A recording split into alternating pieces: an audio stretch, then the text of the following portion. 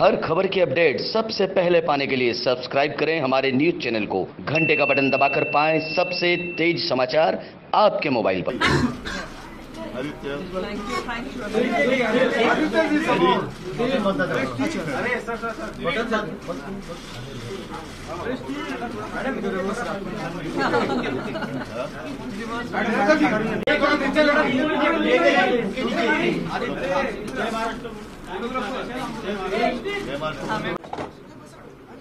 अरे बसा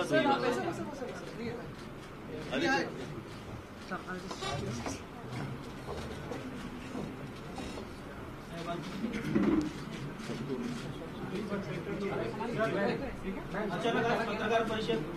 नाही, पत्रकार परिषद म्हणण्यापेक्षा मला असं वाटलं की तुम्हाला सगळ्यांना भेटावं.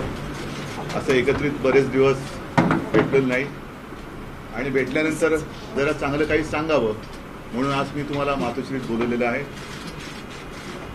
कशासाठी आज बोलवलं मला वेगळं सांगण्याची आवश्यकता नाही.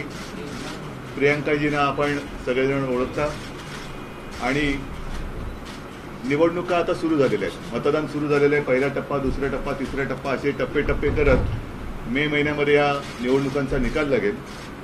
साहजिकच आहे, निवडणुका येत असतात, अनेक पक्ष निवडणुका लढवत असतात आणि मग जय विजय पराभव ह्या सगळ्या गोष्टी होत असतात. परंतु केवळ निवडणुका लढवणं आणि निवडणुका जिंकणं एवढंच काही आयुष्य नसतं. ज्या पक्षाला आपण स्वीकारतो, ज्या पक्षाची विचारधारा आपण स्वीकारतो, मान्य करतो, त्या पक्षाचं काम करत राहणं आणि निष्ठेने पक्ष पुढे नेणं हे प्रत्येक पक्षाच्या कार्यकर्त्याचं काम असतं.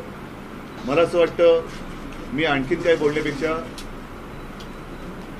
ओळख करून देण्याची आवश्यकता नाही. प्रियंकाजींची अत्यंत मजबूतीने, ठामपणाने आजपर्यंत त्यांच्या पक्षाची भूमिका मांडत आल्या.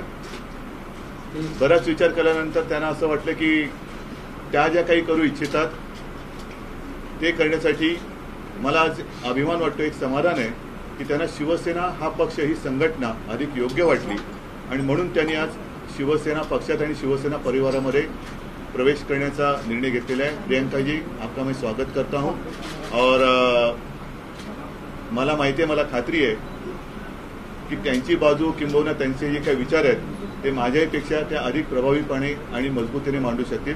म्हणून मी त्यांना सांगतो, आप ही अभी बताइए.